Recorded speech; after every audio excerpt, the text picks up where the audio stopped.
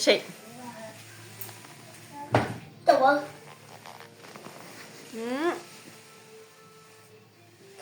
Thấy chị Lâm giỏi chưa?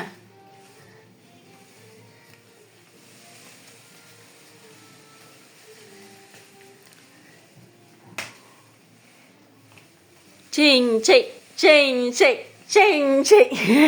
Quá là mệt. Bây giờ em đẩy đi qua cho. Kéo kéo đi con. Giờ em đẩy đi. Nhiều quá. Bồng ra cho té.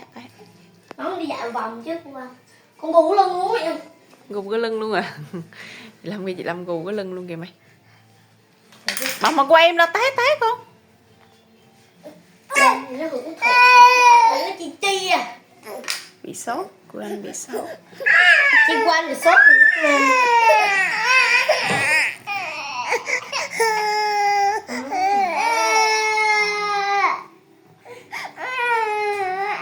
Ngang.